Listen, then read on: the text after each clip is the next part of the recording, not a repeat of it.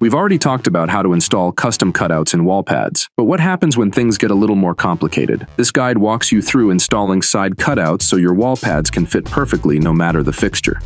Step 1. Start by flipping the wall pad over so the wood backing is facing up. Use a tape measure to mark where the cutout needs to go. Once you're confident in your placement, mark the area clearly using pencil or chalk. Step 2. Use a staple remover to pull out the staples from the edge where you'll be making the cut. Go ahead and remove a few extra from the nearby sides, especially around the corners. This lets you gently pull the vinyl back without tearing it. As you go, take note of how the vinyl is folded at the corners. Step 3. With the vinyl out of the way, grab your circular saw or rotary tool and carefully cut through the wood backing along the lines you marked earlier. Once the wood is removed, use a small knife or box cutter to cut out the foam underneath. Now, reposition the vinyl back over the pad and restaple it.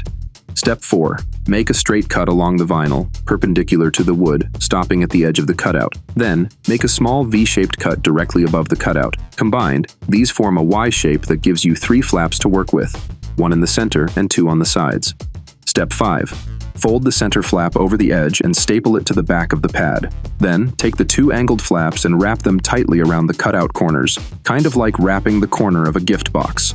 Smooth out any wrinkles and staple everything down securely to the back of the wood. Step 6.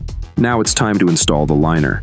Start by applying painter's tape around the inside of the cutout to protect the vinyl from glue overflow. Then, apply HH66 vinyl cement to both the inside edges of the cutout and the backside of the hemmed vinyl liner. Carefully insert the liner into the opening, press it down firmly, and let the glue cure. Be cautious during this step. HH66 is a powerful adhesive and can permanently damage the finish of the vinyl. Step 7. Once the glue is completely dry, remove the painter's tape and make small cuts at the bottom of the vinyl flaps. This lets you pull the flap edges through and staple them down to the wood backing inside the cutout. Trim away any extra vinyl, reinforce any loose spots with a few extra staples, and don't forget, those original corner folds, make sure they're folded back the way they were at the start. AK Athletics custom side cutout kits are built to help you get a clean, durable finish, no matter what's mounted to your wall. Have questions or need help with your custom order?